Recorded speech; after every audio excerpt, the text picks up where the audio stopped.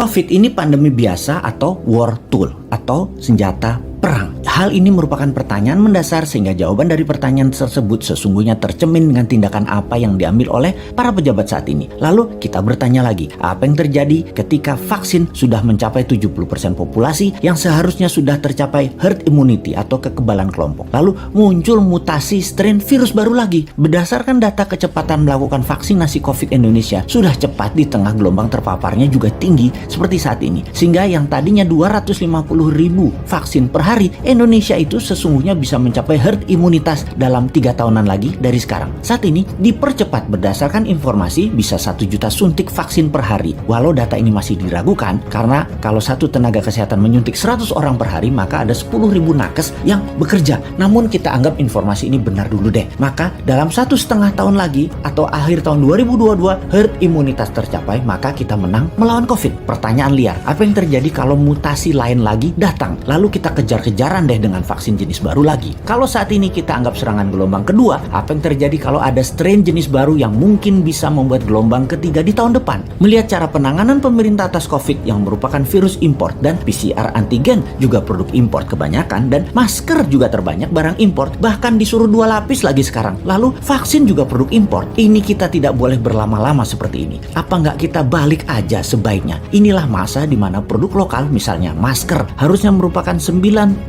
masker yang beredar di Indonesia saat ini adalah buatan lokal. Antigen tes lokalnya harus 100%. Vaksin lokal harus 50%. Atau obat peningkat imunitas yang lokal harus digenjot. Agar kalau virus mutan lagi, kita nggak terus bergantung impor yang akan membuat ekonomi negara digerogoti uang keluar atau flight capital. Sudah cara bernegaranya membatasi uang beredar menjadi tipis di tanah air, uang tadi ditarik keluar dengan berbagai kebutuhan impor dan tunai di tanah air harus hidup dengan pinjaman dolar asing dan yuan. Rupiah kok jadi nggak berdaulat ya? Pastinya karena kebijakannya terlalu impor. Walau bisa terlihat benar karena semuanya dalam keadaan darurat, tapi kalau bernegaranya daruratnya berkepanjangan seperti ini, sebenarnya bisa nggak masuk kategori salah kelola atau mismanagement bernegaranya. Lebaran tahun 2020 nih ya, kita nggak boleh mudik, pulang kampung, mudik apalah itu. Lalu tahun 2021 berlaku lagi, nggak boleh mudik lagi. Oke lah, kita manut 2 kali ya kita manut. Walau ada beberapa orang nggak tahan melakukan pulang kampung yang katanya mereka lah penyebab meledaknya gelombang kedua paparan COVID sekarang. Oke lah, argumen ini diterima. Tetapi kalau tahun depan 2022 masih lagi, ini namanya nggak bisa kelola. Setuju nggak kalau hal ini kita sematkan? Nggak bisa kelola negara karena 3 kali berturut-turut kita nggak pulang kampung. Kembali ke pertanyaan awal. Kita bisa simpulkan dari pertanyaan pertama oleh pemerintah saat ini, COVID adalah pandemi biasa, bukan war tool atau senjata perang biologi. Menjawab pertanyaan kedua, kalau ada strain baru, maka sepertinya ya ikut aja atas apa yang akan terjadi nanti. Kumaha engke, tak ada antisipasinya, yang ada hanyalah mudah-mudahan nggak ada mutasi lagi. Kalau terjadi berlawanan, ini senjata biologi